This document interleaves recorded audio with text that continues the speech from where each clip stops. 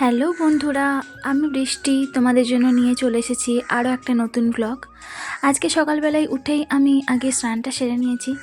স্নানটা সেরে আমি স্কিন কেয়ার করে নিচ্ছি। এখানে দেখতে পাচ্ছ তোমরা, প্রথমে আমি ইউজ করলাম একটা ফেস সিরাম, তারপর ময়শ্চারাইজার অ্যান্ড এখন ইউজ করছি আমি সানস্ক্রিন। এই শীতকালে যেহেতু আমরা রোদে একটু একটু বাইরে বসি, তাই সানস্ক্রিনটা কিন্তু আমাদের স্কিনের জন্য খুবই জরুরি। তারপর আমি লিপ বাম ইউজ করে নিচ্ছি। লিপ বাম তো আমি 12 মাসই সব সময় লাগিয়ে থাকি, কারণ আমার লিপস খুব ড্রাই। এই জন্য 12 মাসে আমাকে কিন্তু লিপ বাম ইউজ করতে হয়। এরপর আমি চুলটাকে একটা সিঁথি করে নিচ্ছি। সিঁথি করে নিয়ে আমি সিঁদুর পরে নেবো। তো আমি সিঁদুর পরে নিচ্ছি। আমি লিকুইড সিঁদুর খুব একটা পরতে পছন্দ করি না, এই গুঁড়ো সিঁদুরই পরি। তো সিঁদুর পরে একটা টিপও পরে নিয়েছি, কারণ কপাল নাকি সধবা মেয়েদের ফাঁকা রাখতে নেই। এরপর চুলটাকে আমি পরে এসে বাঁধবো, তার আগে আমি পুজো করব। এখন চুলটাকে আমি একটা নর্মাল ক্লিপ দিয়ে সিকিওর করে নিচ্ছি, কারণ না হলে আমার কাজ করতে অসুবিধা হবে। এরপর আমি ছাদে চলে এসেছি। ছাদে এসে আমি ফুলগুলো তুলে নিচ্ছি। আমাদের বাগানে অনেক ফুল হয়েছে।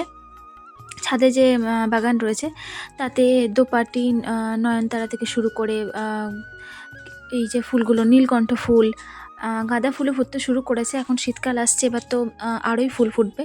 তো ফুলগুলোকে দেখো আমি একে একে তুলে নিচ্ছি। আমি না খুব কনফিউজড হয়ে যাই কোন ঠাকুরকে কোন ফুল দেবো। এই জন্য আমি কীভাবে ফুল ঠাকুরকে দিই সেটাও তোমাদেরকে আজকে দেখাবো, চলো। এবার আমি জল নিয়ে কিন্তু হরি গাছে দিয়ে দিলাম। তারপর আমাদের ঠাকুর ঘরে আমি চলে এসেছি। এই দেখো আমাদের ঠাকুর ঘর।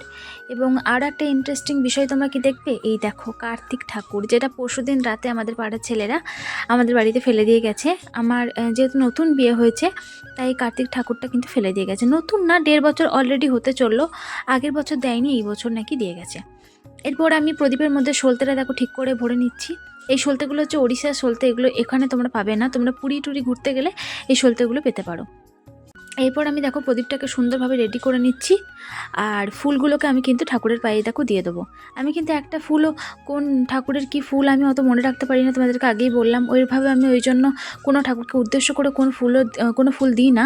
আমি ফুলগুলো জাস্ট ঠাকুরের পায়ের তলায় দিয়ে দিই এবং মনে মনে বলে দিই, ঠাকুর তোমার যার যেটা ফুল লাগবে তোমরা নিজেদের ইচ্ছা মতো তোমাদের গ্রহণ করে নিও।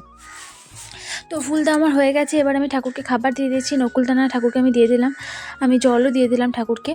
এবং প্রদীপটাকে জ্বালিয়ে নিয়ে আমি কিন্তু ধূপকাঠিটাকেও সেখান থেকে জ্বালিয়ে নিলাম।